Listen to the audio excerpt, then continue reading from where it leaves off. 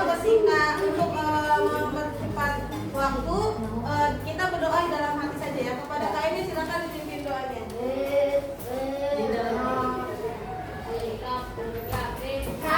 Belum belajar hari langit kalau membaca paham.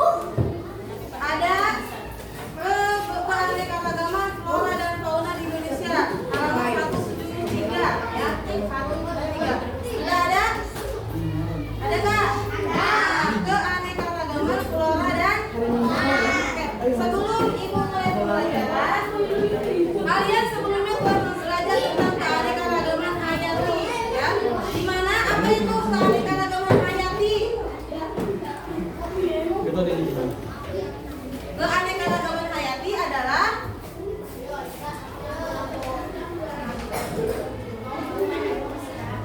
apa? Keanekaragaman hayati. Hayati itu apa sih? Berhubungan atau berasal dari makhluk hidup. Nah, sekarang kita belajar tentang flora dan fauna. Flora itu apa sih? Ada yang tahu nggak? Ada flora, ada fauna. Apa itu flora? Fauna? Berarti flora dan fauna adalah tumbuhan dan hewan di Indonesia. Oke, sekarang kita akan belajar tentang keberagaman flora dan fauna di Indonesia. Pada akhir pembelajaran, kalian harus bisa membedakan mana itu flora dan mana itu fauna. Atau tadi flora di sini, bukan fauna apa? Jadi setelah pembelajaran kalian bisa membedakan mana yang fauna, mana yang flora. Jangan sampai nanti yang flora dimasukkan ke fauna, ya. Flora itu tumbuhan. Misalkan ada monyet itu masuknya ke dalam fauna atau flora? Nah, kalau bunga rambresia, kalau badak, bisa ya. Nanti di akhir pembelajaran kalian harus menguasai apa saja yang masuk ke dalam flora dan fauna. Di halaman 173 ada pengertian tentang keanekaragaman flora dan fauna di Indonesia. Sebelumnya, Ibu mau menampilkan dulu nih. Lihat ke depan. Apa saja sih flora dan fauna di Indonesia itu? Nah, tujuannya nih kalian ya. Nanti kalian bisa menemukan contoh-contoh fauna dan flora seperti yang Ibu bilang tadi ya. Nah, di sini pernahkah kalian melihat hewan dan tumbuhan seperti harimau Sumatera? Pernah lihat nggak? Harimau pernah lihat nggak? Di mana lihatnya? Di HP. Ya, di HP ada yang pernah ke kebun binatang? Belum? Di mana kebun binatang mana? Di Bogor, Ragunan. Ya. Ada yang pernah melihat komodo? Di mana? Di HP.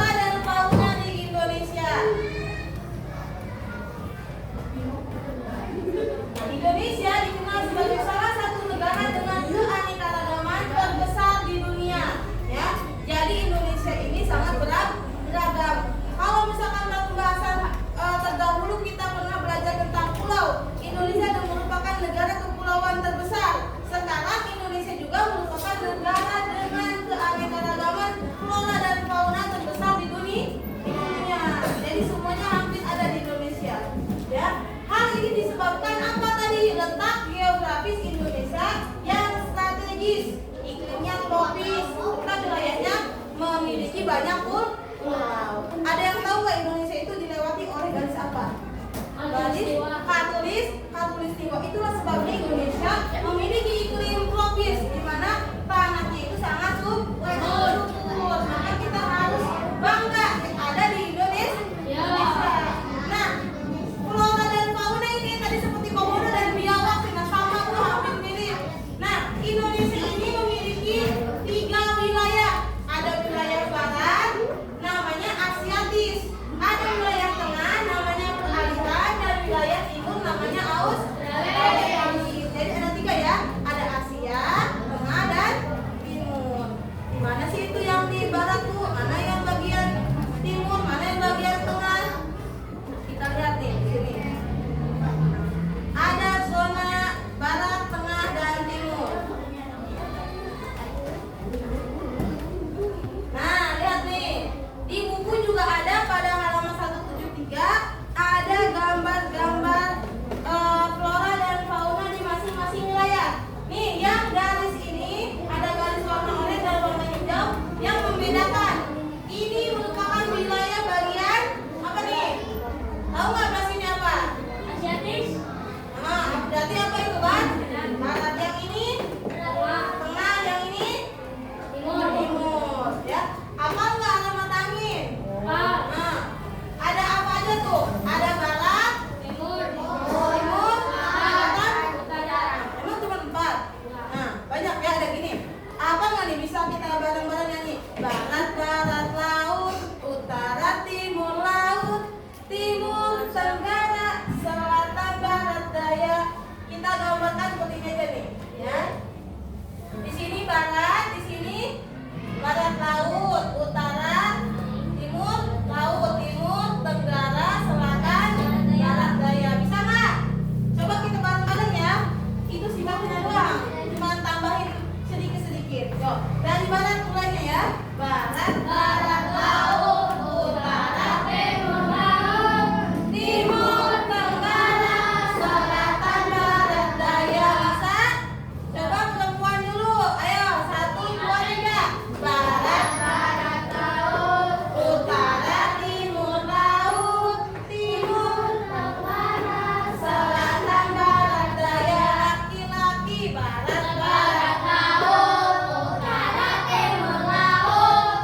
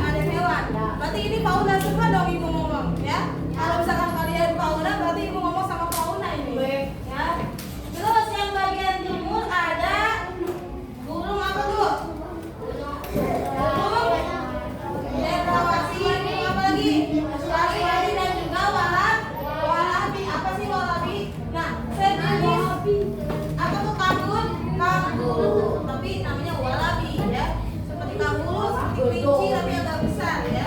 Namanya walabi. Ya sudah tahu ya bagian barat, bagian timur dan bagian tengah. Jangan sampai terkecoh lagi bagian-bagiannya. Badak adanya di mana tadi badak? Di bagian mana? Bagian barat. Kalau komodo bagian tengah. Kalau burung cendrawasih. Oke. Babi rusa ada di mana tadi? Tengah. Kalau walabi? Timur. Di barat apa ya? Apa tuh harimau? Juga badak juga ada. Nah, ciri-ciri nih. Ciri-ciri flora yang ada di bagian Sumatera, Kalimantan, Jawa, dan Bali, yaitu di bagian barat. Jadi, bagian barat itu dari Sumatera sampai ke Bali. Ada apa ciri-cirinya nih? Flora itu apa tadi? Flora. Cirinya adalah curah hujan yang tinggi dan hutan lebat. Ya, jadi flora atau tumbuhan yang hidup di bagian barat itu karena dia memiliki curah hujannya yang tinggi. Contohnya ada bunga Rafflesia arnoldi. Apa itu bunga Rafflesia arnoldi? Bunga paling besar dan adanya di mana? Di Indonesia doang. Ya, tapi wangi apa bau bunga Rafflesia? Bau bangkai. Cuma dia hidupnya jarang sekali orang bisa menemukan bunga Rafflesia saat tumbuh, ya saat berkembang. Karena dia sangat jarang sekarang, ya. Dan tumbuhnya itu hanya di curah hujan yang tinggi dan juga hutan yang lebat. Ya. Ada juga pohon jati. Suka dengar pohon jati? Pohon jati suka dipakai bangunan-bangunan ya. Untuk kursi, untuk pintu, untuk lemari suka ada tuh pakai pohon jati. Ada juga melati dan rotan. Kalau faunanya, ciri-cirinya berbadan besar dan mirip siapa?